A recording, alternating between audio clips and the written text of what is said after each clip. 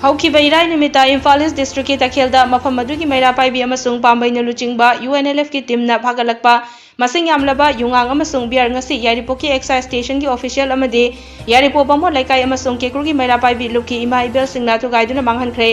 ꯌꯥꯏꯔꯤꯄꯣꯛ excise ꯁ꯭ꯇꯦꯁꯟꯒꯤ office ꯀꯝꯄ꯭ꯂꯦꯛꯁꯇ ꯄꯥꯡꯊꯣꯛꯈꯤꯕ ꯌꯨꯉꯥꯡ ꯑꯃꯗꯤ beer ꯊꯨꯒꯥꯏꯗꯨꯅ ꯃꯥꯡꯍꯟꯕ ꯑꯗꯨꯗ ꯁꯔꯨꯛ ꯌꯥꯈꯤꯕ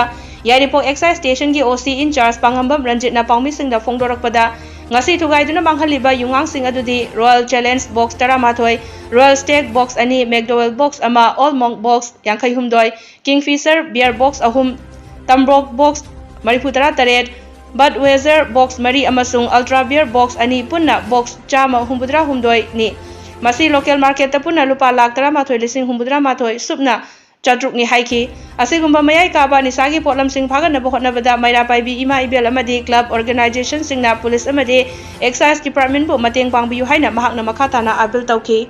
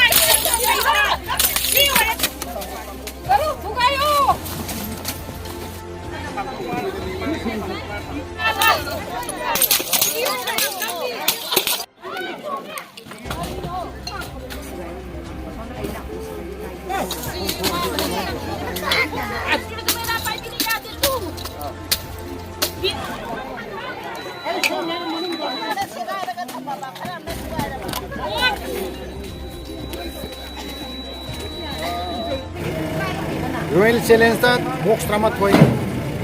Royal Stake box 2, McDowell box 1, All Mock box 52, Kingfisher Beer box 3, Bed Wezer box 4, Ultra box 2,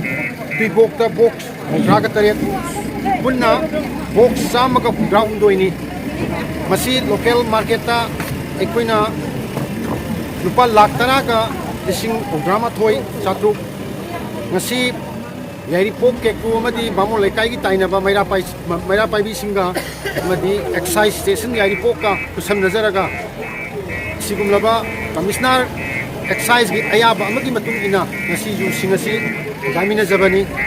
masida tunggasu hawrakliba mayai kabani sabu pamdaba thongdok patok thoktangi pandamda Mayra Paibi ima sing amadi club organization